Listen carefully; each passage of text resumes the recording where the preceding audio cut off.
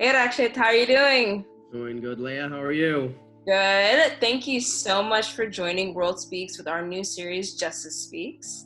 So, with things that have been going around with like the coronavirus and what happened with Ahmed, and things that happened to Black men and women and people of color, World Speaks really wanted to do a series to educate people and also just open up the dialogue for people of color.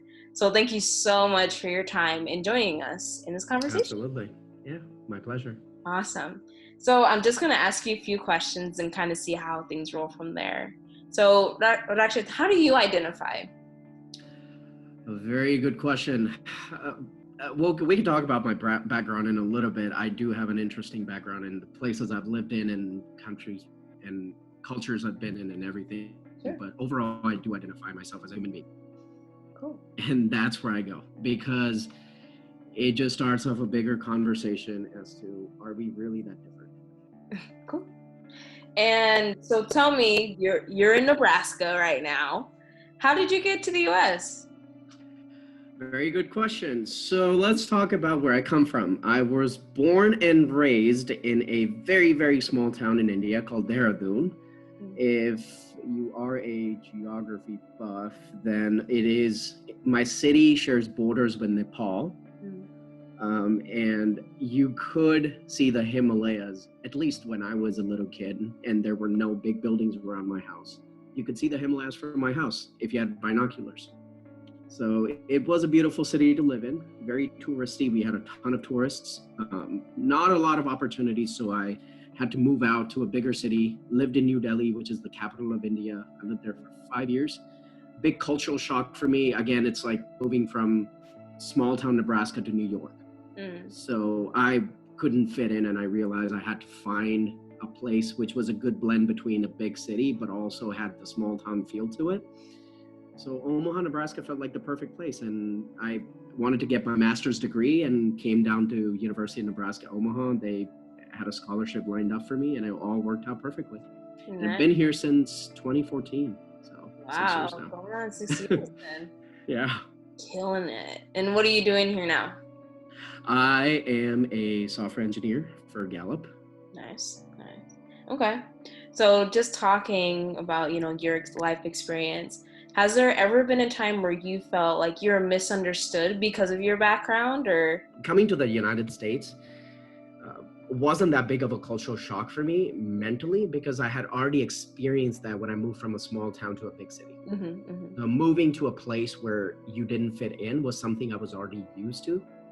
And moving to the US was challenging in a very different way for me than a lot of other people that I've talked to from India.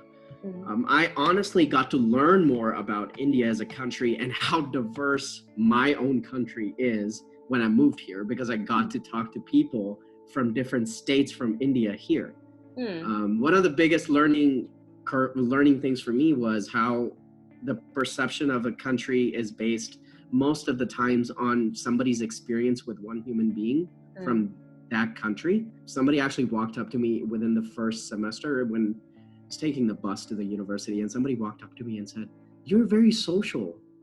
Indians are not very open." I'm like, "What do you mean?"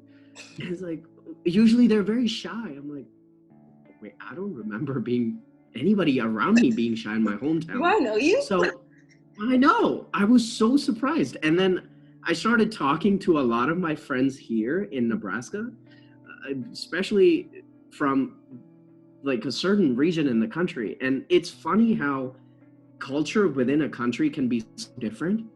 Like the first language that most of the people speak here, again, is very different than the first language I speak.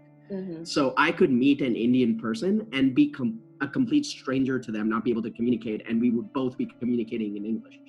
So it's, again, something that I knew that existed, but I had never been around people from a different background than me before I moved out of India.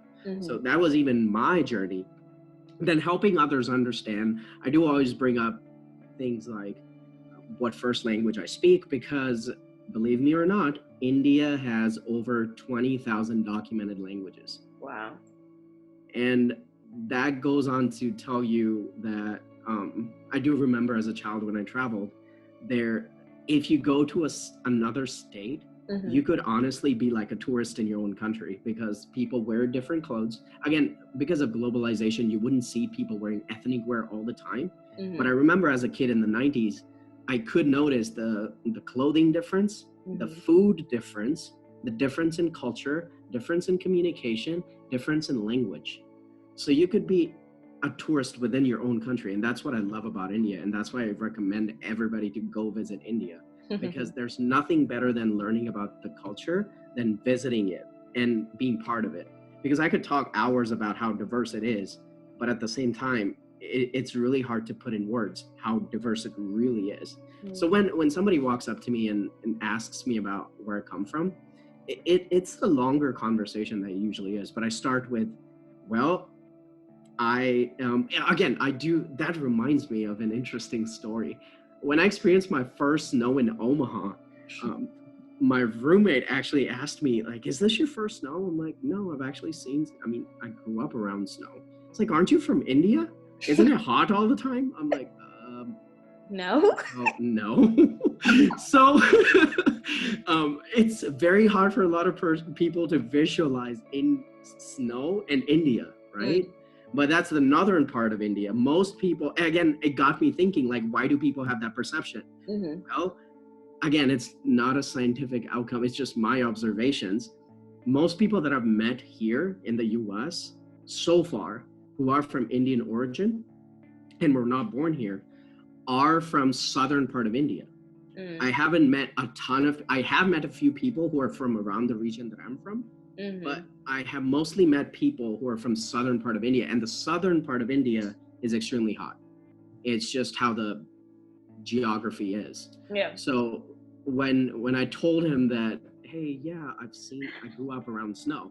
So he got really confused. I had to go to Google to like show him pictures of my hometown just covered in snow. And he was like, that's unreal. I'm like, that's something I didn't know. I'm like, I didn't know that you didn't know that. So, so it's your universe starts to expand, right? For me, growing up in that town, I was like, oh yeah, it's beautiful. It's always nice, until I moved to New Delhi, which is so hot all year long. And I couldn't adjust to it. So I don't blame people when they complain about weather in Nebraska. I've been here 6 years, still not used to it. Probably will never get used to it, but love the place. Nice. And so just signing off here, what is something that you want people to know about Indian people? Obviously, we've all had times where we're asked to be like the token representation of our background, but obviously, like you said, like the Indian culture is super diverse. Like you can go to one part of the country and it's like, oh my goodness, like, am I still in India? But what's just something you want people to know or to take into mind when they think about India? One thing that always comes to my mind when I think about India, and it's easy for people to relate to stereotypes. And I would definitely say the only stereotype that people need to remember about what I've noticed generally about India as a country, cannot again speak for everybody, but it is definitely acceptance. It's Indians overall. The number of people that I've met from different states and different backgrounds in India, very accepting, very kind, very friendly. And that's something that probably is very common amongst a lot of Asian cultures. It's very reserved in terms of, it's an introspective culture, like inward out. So materialism is something that is very new to Asian countries. And it's only happened in the past 20 years with the boom of internet and globalization. But overall, the cultures are still very friendly and helping. So I always tell all of my friends to go to India. You will, once you visit, you would see the difference. Like everybody goes the extra mile to like help you, even if they can't, even if they don't have the resources, they will go out of their way to help you. So that's something that I believe I am proud of, coming from an Indian origin. I believe a lot of Indians are proud of the culture that they bring here. That's really beautiful. I think it's so awesome. Yeah, I would say that would be it. Okay. Well, Rakshit, thank you so much for your time, your insight. Absolutely. Thank you for having me, Leah. Of course. Take care. Stay healthy. You too. Bye.